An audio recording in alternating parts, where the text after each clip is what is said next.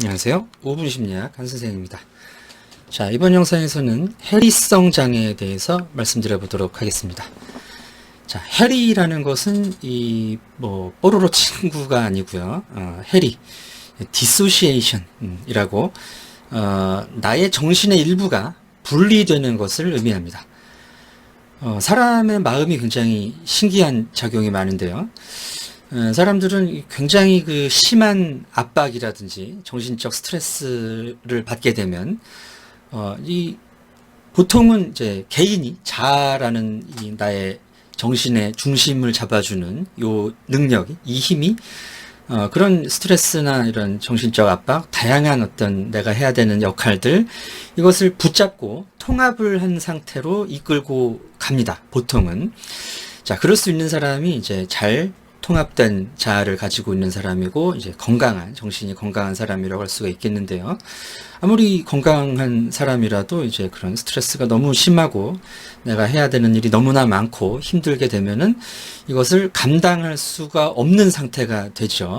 자, 그럴 때 우리의 마음은 이 생명을 지키기 위해서, 나를 지키기 위해서 그런 이 심한 스트레스의 부분을 분리를 해버린다라는 이야기입니다.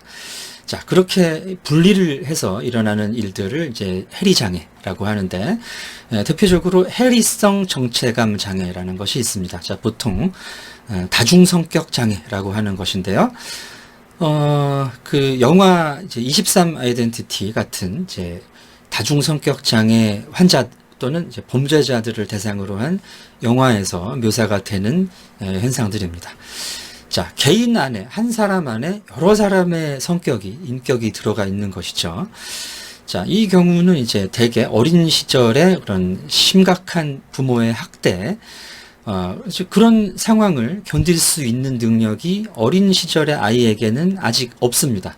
뭐 성인들도 마찬가지겠지만, 특히 이제 어린 아이들은 내가 왜 이런 일들을 당해야 되고, 저 사람은 나한테 왜 이러고, 이런 부분을 이해할 수 있는 힘이 부족하죠. 그리고 그것을 견디는 힘도 부족하고 하기 때문에 그런 상황을 감당하기 위한 새로운 인격을 창조해낸다는 것이죠. 자, 그런 식으로 보통 설명을 합니다. 심리학에서는, 정신의학에서도요. 그래서 이제 그런 여러 가지의 정체성을 갖게 되는 것을 이제 해리성 정체감 장애라고 하고요.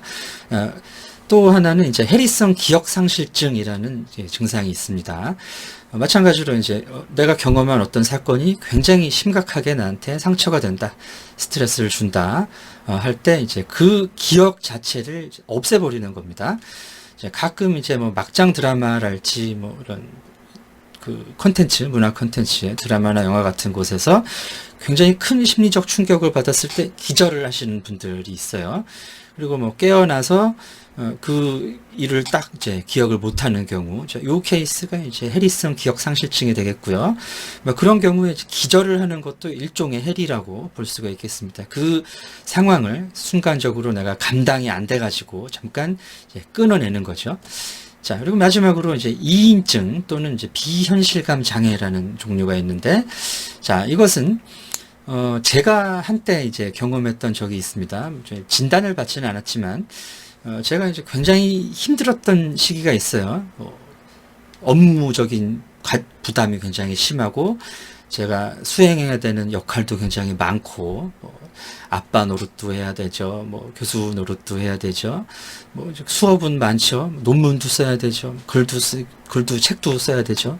이러다 보니까 어느 순간에선가 이제 강의를 하고 있는데, 내가 강의를 하고 있는 저를 이렇게 밖에서 쳐다보고 있는 것 같은 느낌이 드는 거예요.